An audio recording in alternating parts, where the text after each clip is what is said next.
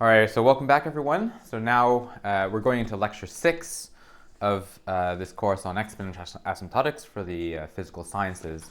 And this is really going to be the first lecture where I'm going to lay down the toy example that's going to drive basically the rest of this course forwards. We're going to put together some of the techniques we learned, some of the basic approximation techniques we used in the last few lectures on asymptotic analysis. And then finally, get a simple but deep example of where exponential asymptotics comes into play. Okay, so the example is given by this exponential integral. It's the simplest case of a first-order linear differential equation.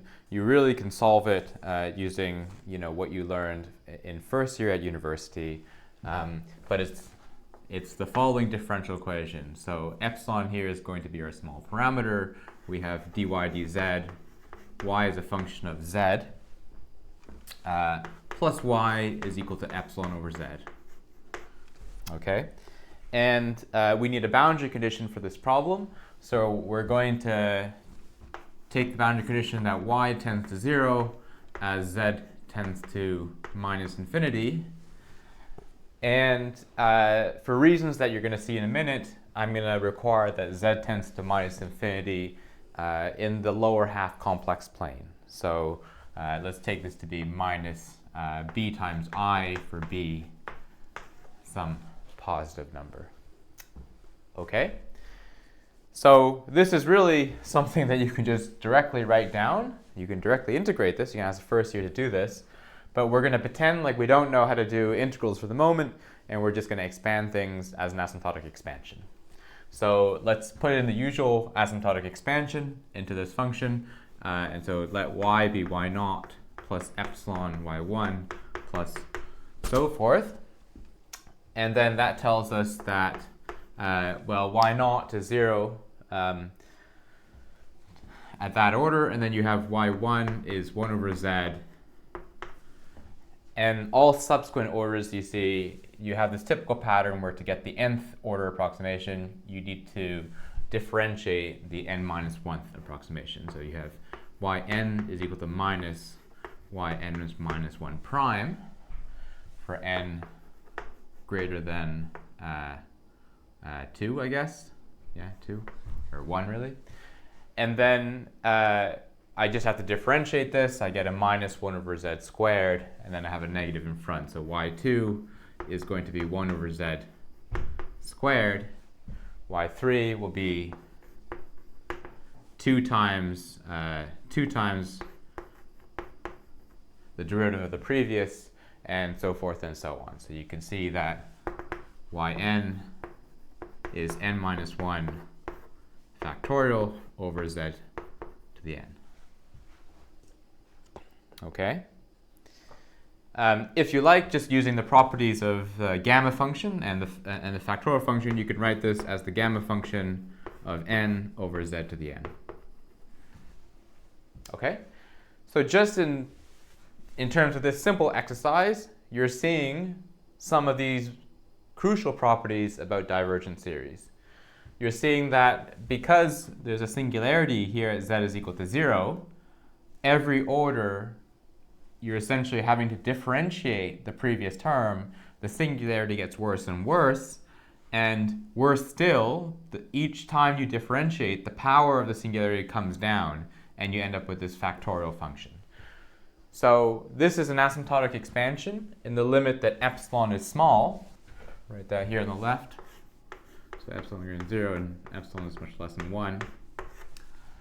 And so this is an asymptotic expansion, but it has the property that no matter how small epsilon is, and no matter what value you pin z at, as long as it's not 0, this thing will always tend to infinity as n tends to infinity.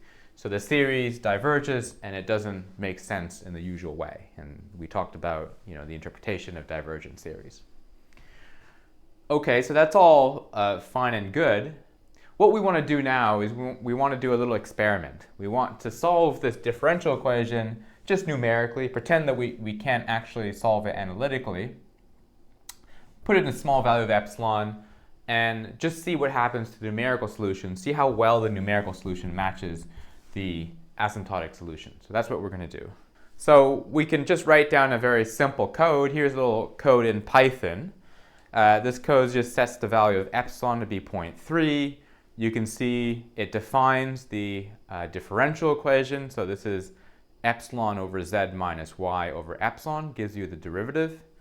And then it just solves the ODE, or just the ODE using the solve underscore IVP method at the bottom of the screen. I want to do a bit of a funny experiment where I solve this differential equation in the complex plane. And I want to take a very particular path when I do that. So here's the, this is the real z-axis. And so this is the complex z-plane. I'm just going to solve that from point, let's call it this point A. And I'm going to walk to a point B down there. And so to solve this differential equation, all I need to do is impose that y is starting sufficiently small at this point A. And then I just solve this. I think I solve it in the numerics at a unit length down, so at minus I. And then walking along in the real direction, and then plotting both the solution y and its leading order asymptotic approximation, so which was epsilon over z. Okay, and let's have a look at what the picture looks like. You can see solve IVP. It goes from an x min to an x max, and it just starts it from a value which is sufficiently small. Okay, here we go. And this is what the numerical solution looks like as compared to the analytical solution. So the graph on the left there is the z-plane that I plotted out. We're just walking along, along the arrow from the left point to the right point. The graph on the right shows you y of z in solid. That's the exact solution. And then the numerical solution, the asymptotic solution, is shown dash. So this is at a value of epsilon 0.3, and you see pretty good agreement. Okay? But the next thing I want to do in this little experiment is I want to walk upwards now in the complex plane. So the differential equation is just treated as any normal differential initial value problem. You just have to make sure that you set the z value to be equal to some constant x value plus I times t, and then now you're integrating in t as you walk upwards. Okay? And then, so we're going to do that numerically again. And here's the code for that. So the only modification is that you can see the interval of integration for this solve IVP is going from a y min to a y max value. And you're feeding in, if you look at the function definition, it's the same as the previous function definition. The only difference is that you're feeding in a constant value of x plus the integration variable. Okay? So here's the numerical solution versus the asymptotic solution. The graph on the left again shows you the domain that you're evaluating your z values at. You're going up parallel to the imaginary axis. And on the graph on the right, you see the numerical solution plotted in solid, and the dash plotted in, and the dash is the asymptotic solution. Okay? So this is really weird, right? So on the graph on the right here, what you saw was that the numerical solution looked really good with the asymptotic solution initially along the segment from A to B.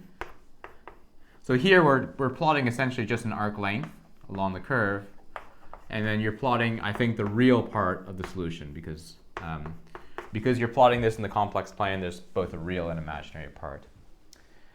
And your leading order asymptotic solution, this thing here, is just y1 or y twiddles epsilon over z. But from the numerics, you see that the numerical solution develops these oscillations. But there's clearly no oscillation in this asymptotic solution, nor is there any oscillation in any order, in any algebraic order of that asymptotic solution. Epsilon squared, epsilon cubed, and so on. So you see that it seems, our intuition is telling us that these oscillations are in fact beyond all orders of this algebraic expansion. It doesn't matter how high you go in the algebraic expansion, you're always going to be missing those waves. And these waves, you would guess, are then exponentially small, in fact, and they scale with a e to the minus k over epsilon. Okay? So this is just a wonderful example of something as simple as a first order example. You wouldn't think there's any surprises there. You can develop your asymptotic expansion to every order, and it looks very good indeed from A to B. But as soon as you seem to walk around the complex plane, you start getting this weird kind of behavior.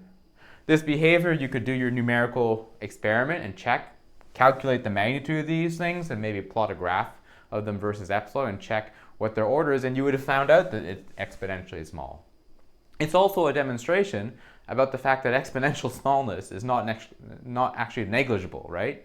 So you're seeing that the waves are, from the numerical solution, the waves are actually pretty large because the value of epsilon that you have is 0.3. So at this value of epsilon, the waves are actually appreciable. Okay? So our task now is to basically, derive these waves, and we can do that in two ways. We can basically integrate the ODE exactly and then figure out, using our new methods of integral approximation, how to explain these waves. And then the crucial argument, and really the exponential asymptotics, is the challenge of trying to derive these waves without the integral approximation. We want to pretend that we couldn't actually integrate the differential equation, because in many problems we won't have access to an integral equation. So we need to develop some kind of methodology that would allow us to derive these exponential asymptotics. Okay, so let's first do the obvious thing and just integrate the function. And to integrate the function, you just have to put these two together as a complete derivative, multiply by an integrating factor. But the exact solution is given by e to the minus z over epsilon, and then an integral. I'm going to write a point A here to a point T, A because it's a little bit easier for us to see, to a point Z, and then you have e to the t over epsilon over t dt. Okay?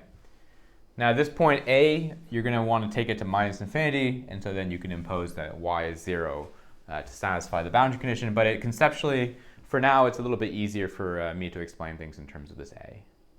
So this is just in the form of something that we can impose steepest descents. Remember, the problems of steepest descents that we were used to had an f of t times e to the lambda times h of t dt. Okay, and so here our lambda is just 1 over epsilon. That tends to infinity. This is integrated along some contour that runs from a point A to a point Z. And as we found from the last lecture, the trick to evaluating this is to find lines of steepest descent and to deform potentially through saddles or through other critical points. Okay? So in this case, our h of t is just t. And we know that paths of steepest descent are given where the phase of that function is constant. So where the imaginary part of h, which is the imaginary part of t, is constant. So let's plot the complex t plane and figure out how we should be deforming this integral.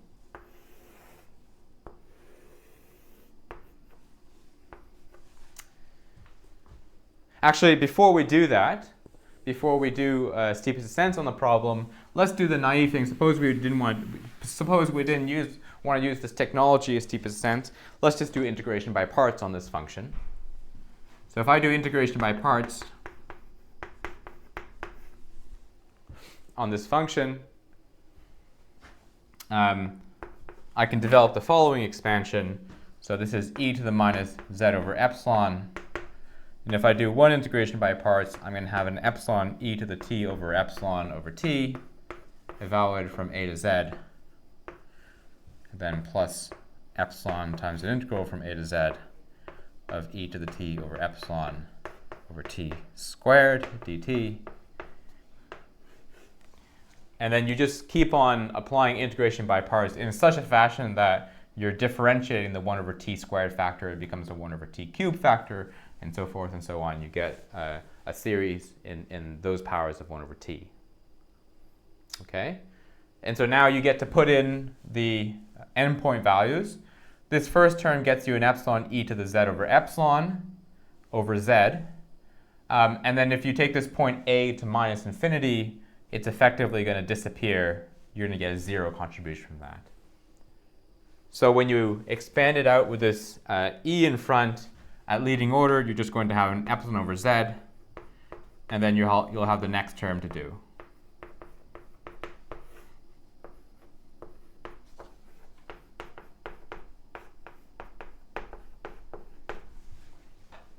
So that is, we recognize that as the leading order asymptotic approximation.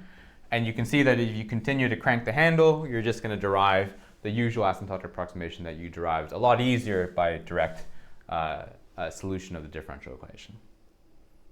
Okay, so that's very good, but that doesn't explain these mysterious waves that we found before.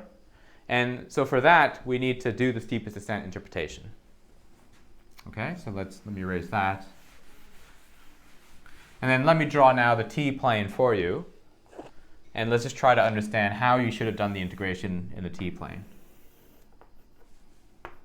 So this is the real t, and this is the imaginary t-plane.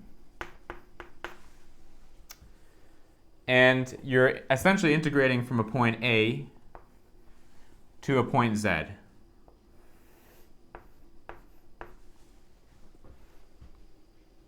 Okay, let me draw that a bit bigger.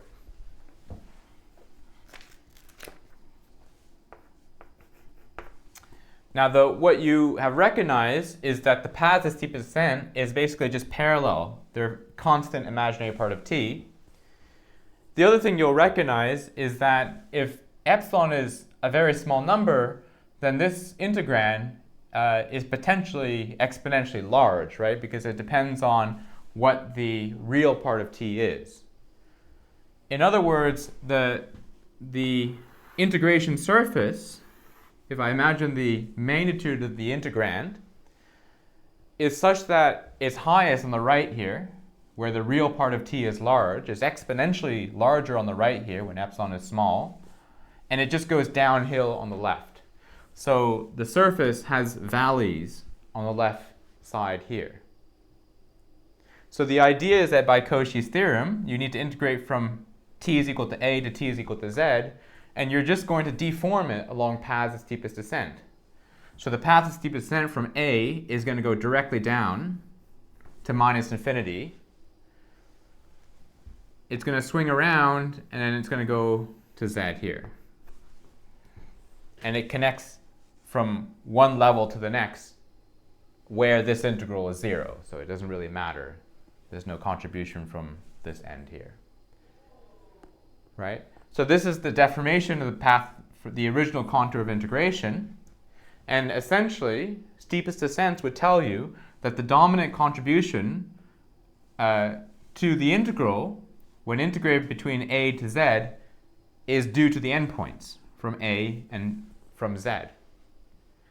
But because the integration surface is going downhill, you expect a dominant contribution from z, in fact. You can take a to minus infinity and you'll get 0 contribution there. So this is why you end up getting the dominant contribution from that endpoint. Okay? And so now the question is, well, what happens to this argument? So this is, before I go on, this is just the steepest descent interpretation of why integration by parts worked. The integration by parts managed to extract out the contributions from the endpoints order by order, and we found that we could derive the asymptotic expansion, or we could rederive the asymptotic expansion. Here you're seeing that I can explain it using steepest descents by the path of steepest descent. But you hopefully have noticed what the issue is, or if not, you should do so when I draw the next picture. If I now want to take the path of integration from point A to a point Z, but Z lies now in the upper half plane, well, I have a bit of a problem. And the problem is that the origin of my integrand is actually singular. And I have a pole at the origin. Once integrated, that pole becomes a logarithm, so it's essentially like a logarithmic singularity in your function. We would still like to deform the contour of integration from A to Z so we can make use of steepest ascents. But now you have to go from point A downhill. I'll draw that in dashed, your steepest ascent integration. You get to go uphill. You get to go up now, but you have to go around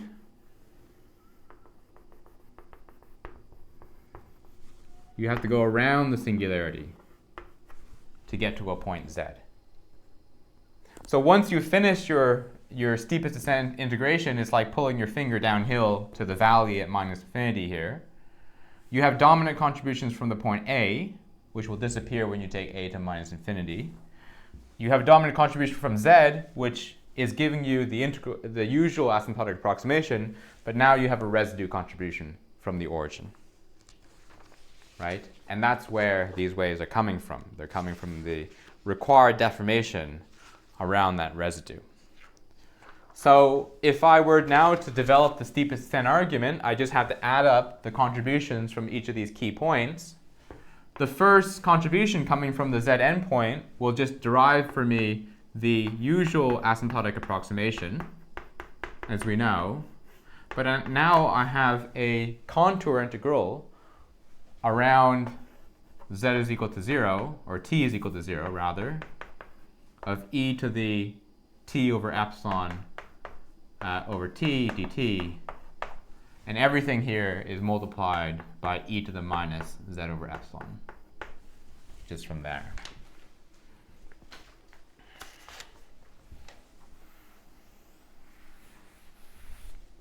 Right? And what is that residue? Well, it's essentially 2 pi I times e to the 0 over epsilon. So this will give me my usual asymptotic expansion, epsilon over z plus dot dot dot.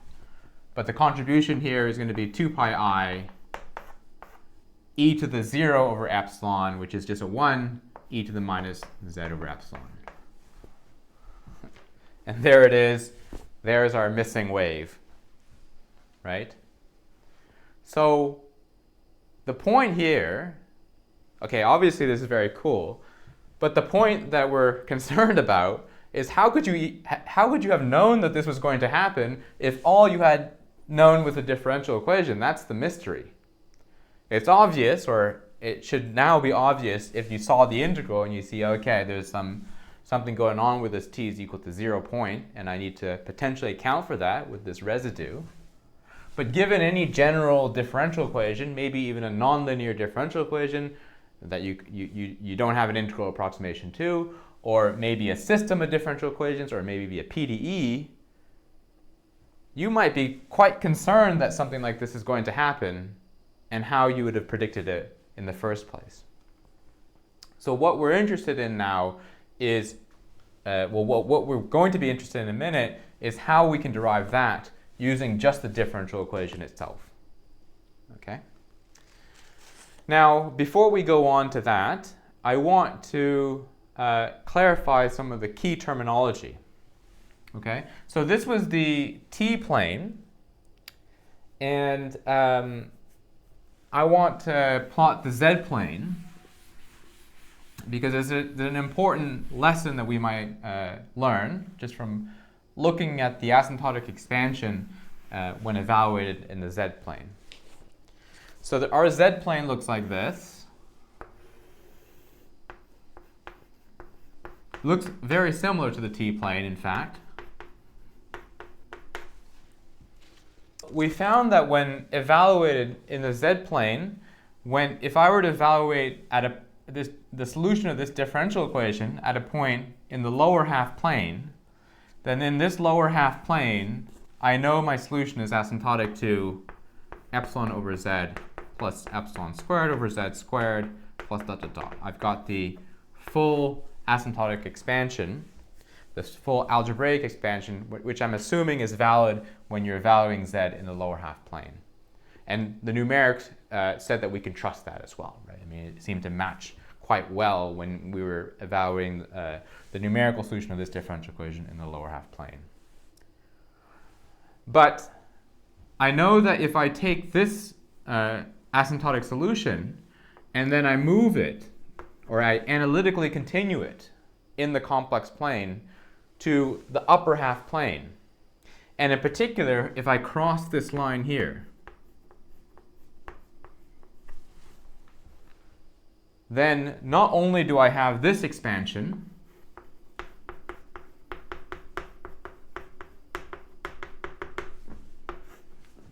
but I'm going to have an exponential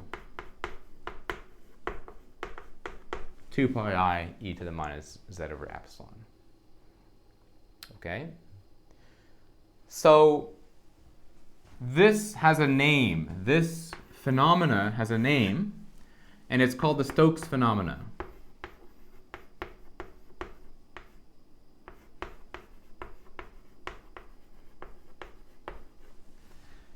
And the Stokes phenomena is the switching on of these exponentially small terms across what are called Stokes lines. So the Stokes phenomena is a switching on or off of exponentially small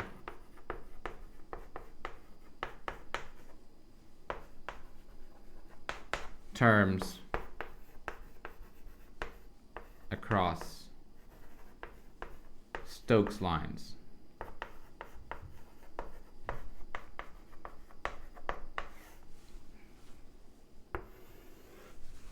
And so this dashed line is what we call the Stokes line.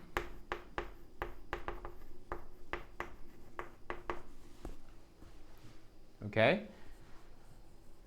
So what we seem to be saying is that if I'm below in the lower half z plane, I have my one asymptotic expansion, and that looks very good. As soon as I take that solution, or rather this asymptotic expansion, and I analytically continue it into the upper half plane, then I not only have the usual asymptotic solution, the asymptotic expansion previously, I have a switching on of 2 pi I e to the minus z over epsilon. A few comments. Now, the first comment is that it seems, for now, that this switching is almost instantaneous, right? That if you're slightly below and you're slightly above, you have either 0 or 2 pi I e to the minus z over epsilon. So that's quite curious, and that's something that we can say more about later. The second is that this Stokes line, this rather mysterious line that we seem to have derived, it seems to originate from z is equal to 0, which happens to be a singularity associated with the asymptotic expansion here. And that's a crucial fact.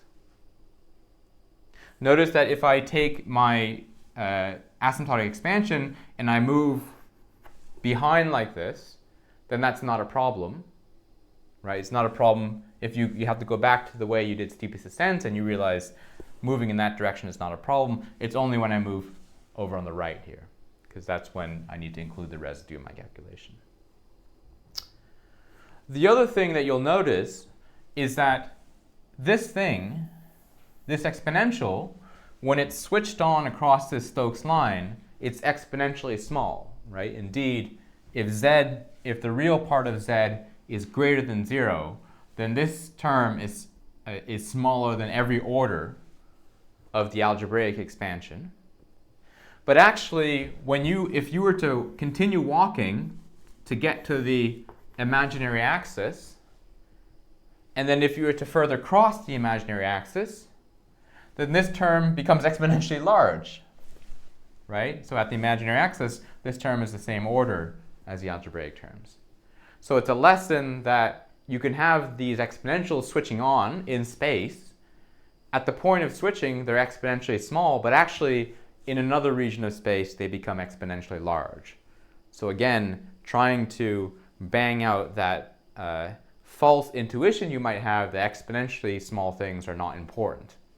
They might not be important at this point, but actually they become increasingly important as you walk around in complex space. Okay, so I want us to go on now, but this is the key terminology that you want to have in your mind, which is, what is Stokes phenomena? Stokes phenomena is this switching on or off of exponentials, and then this happens across Stokes lines, and these are terms that we're going to use over and over again in the next couple weeks. Okay, so now our challenge is, can we do this? Can we derive this exponential switching? But we're going to try to do it without the integral equation. We want to pretend that we can actually integrate this function, and we want to do that. Okay? And there are different ways of doing this. I'm going to teach you one way, which is called essentially optimal truncation and Stokes line smoothing.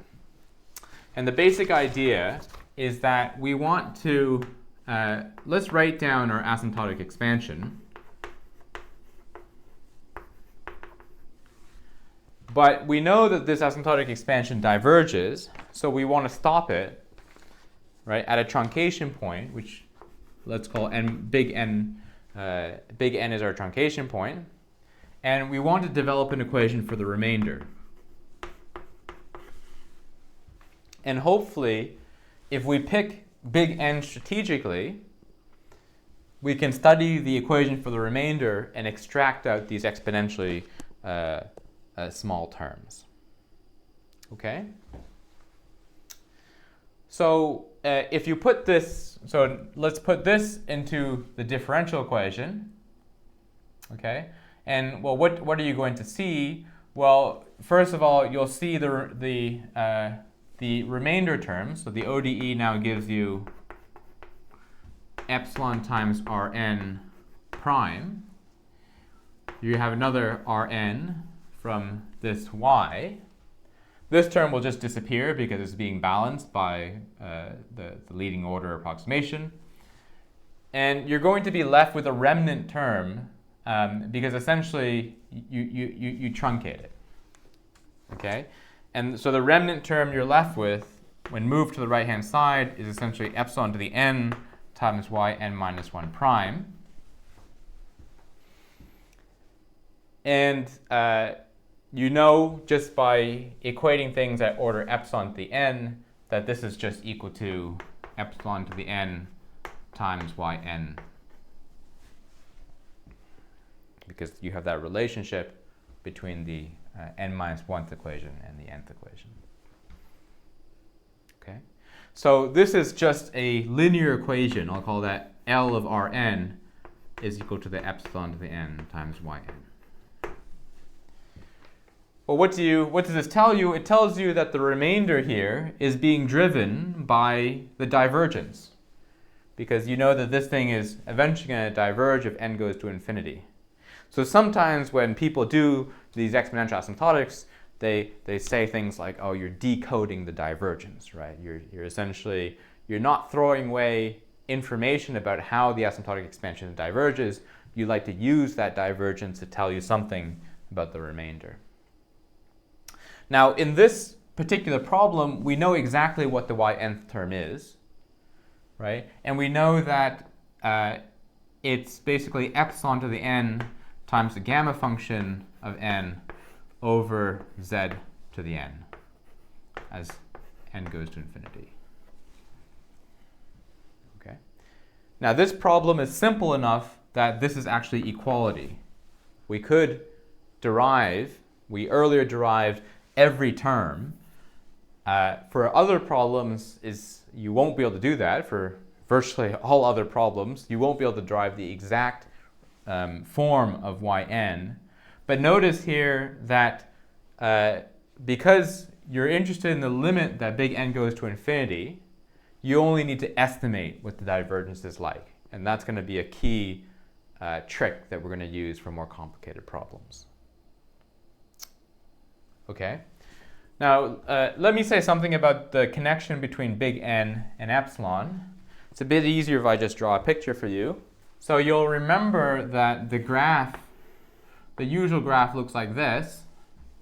So if I look at the error, so the error will be the exact solution minus the asymptotic approximation. It will essentially typically look like this, or it will look like this for this problem as well. And you have this behavior that we talked about in the early lectures where the error, these asymptotics are such that the error tends, initially converges, but then diverges afterwards. Okay. The other thing that you will have seen is that if epsilon is a smaller and smaller number, it pushes the minima of these curves further to the right. And so this is a property, of being an asymptotic approximation.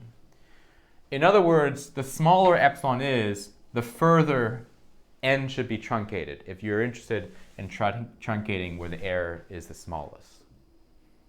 Okay, so that's why we're interested in the limit that n tends to infinity. Okay, now this point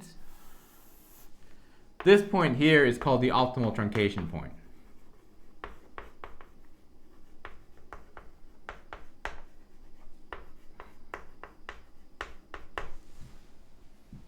And there's a heuristic of how to obtain the optimal truncation point. It's essentially where the adjacent terms of the asymptotic expansion are equal in magnitude. Okay? So to find the optimal truncation point,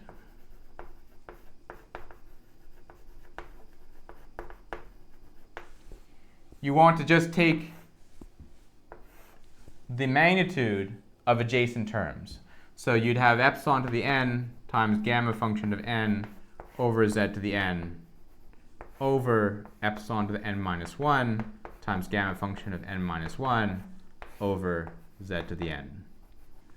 And equate that to 1. Okay? And so this, once the dust settles, this gives you epsilon times n over z. And you want that to be essentially 1. And that tells you that n should be z over epsilon. That's your optimal truncation point. So you're seeing from this that as epsilon goes to 0, indeed n goes to infinity. You're also seeing that where you should truncate the series kind of depends on what z is. Okay, this should be mod z.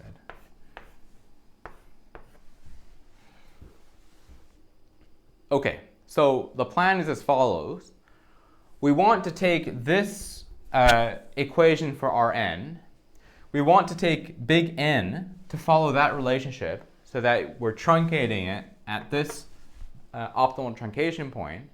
And if we do this correctly, it will be the case that the Rn is exponentially small. And that's the exponentially small error that we're trying to estimate.